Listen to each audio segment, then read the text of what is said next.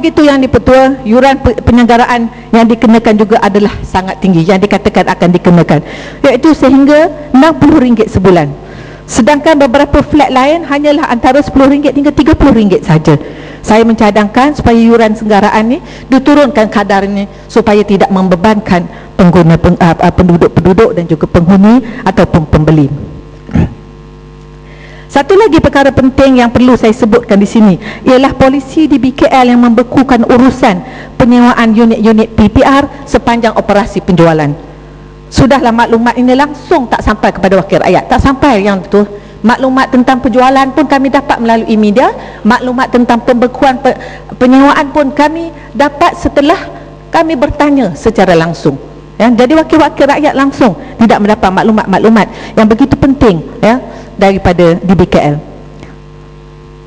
Kami terpaksa mengejar bahagian perumahan, menanyakan mengapakah permohonan menyewa, tidak ada jawapan, sedangkan sudah dipohon berbulan-bulan, malah ada yang bertahun-tahun.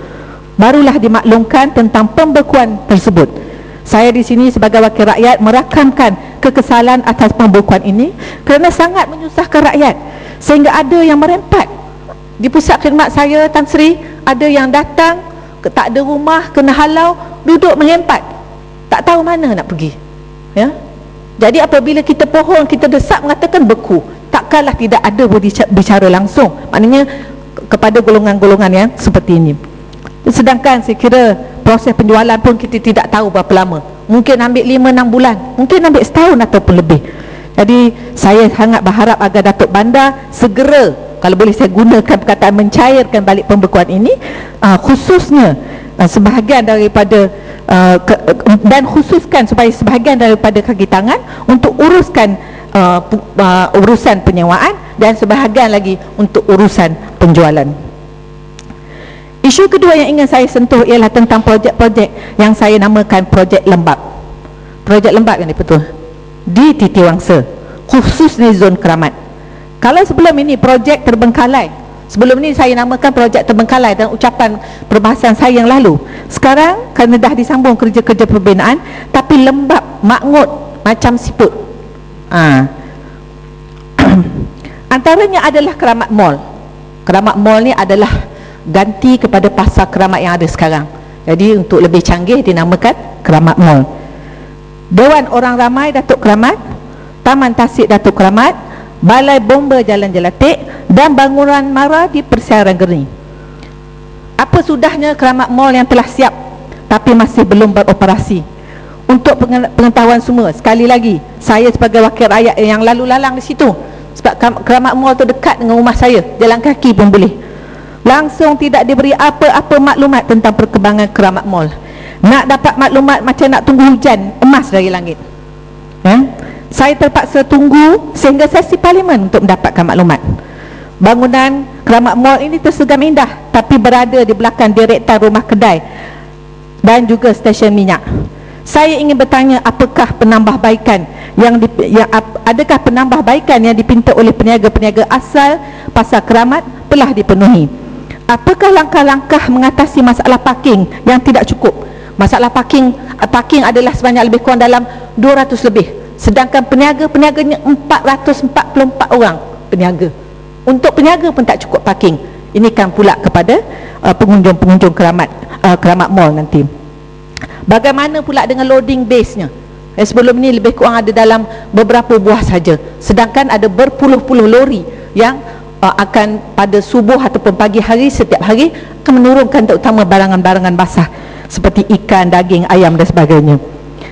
Lift yang tidak cukup, liftnya pun tidak cukup, kecil, dan bukanlah lift heavy duty punya lift ya. Bayangkan lift ni lift biasa untuk mengangkut tong-tong ais ikan yang berat, yang mungkin masuk dalam lift tu 2 tong, 3 tong dah penuh dah. Jadi bayangkan jam. Stesen minyak dan rumah kedai bahan pirak akan dipindahkan.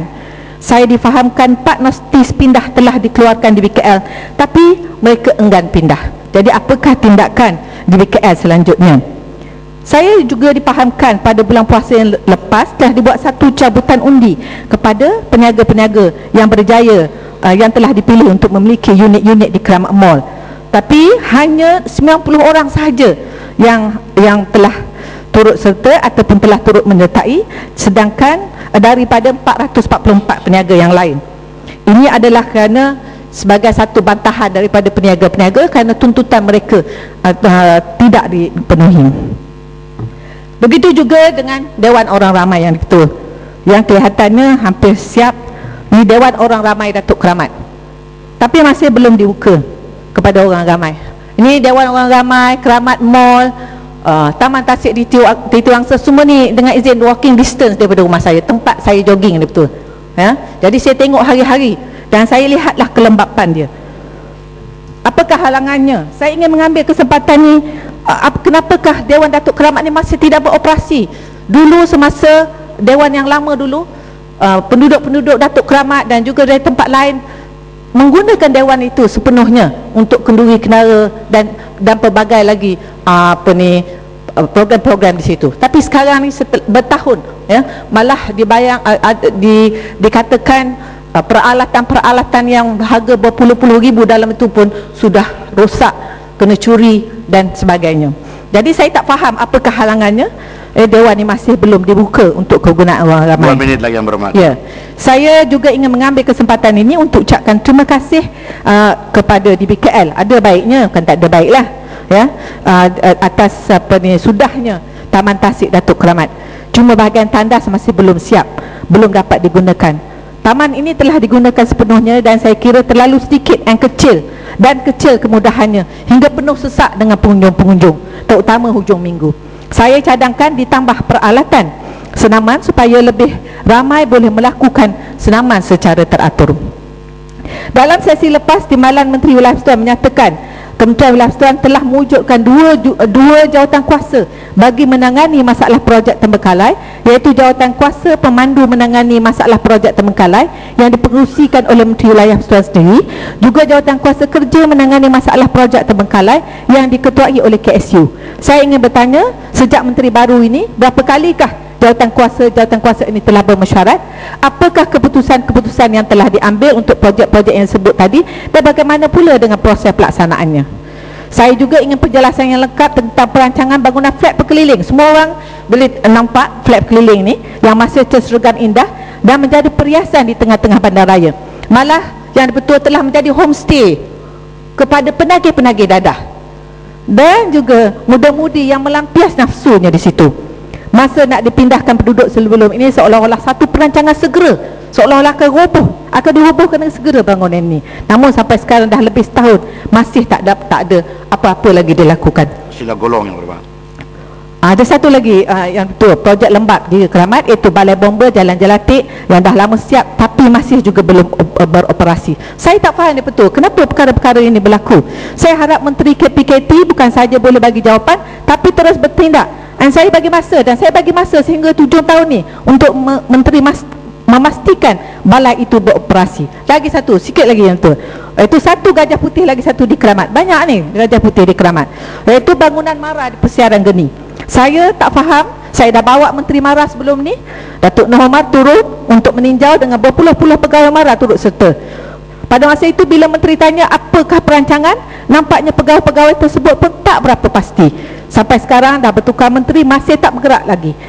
Ahli-ahli yang berhormat sekalian, inilah di antara contoh punca pembaziran, ketirisan dan kebocoran yang menyebabkan poket negara kehilangan, dikatakan oleh Menteri Keuangan kedua, hampir 20% daripada bajet tahunan yang membawa kepada 28 bilion pada tahun lepas saja. Macam inilah kalau susah sangat yang betul, saya mencadangkan supaya bagi sajalah kepada ahli parlimen Titiwangsa menguruskan bangunan MARA ni.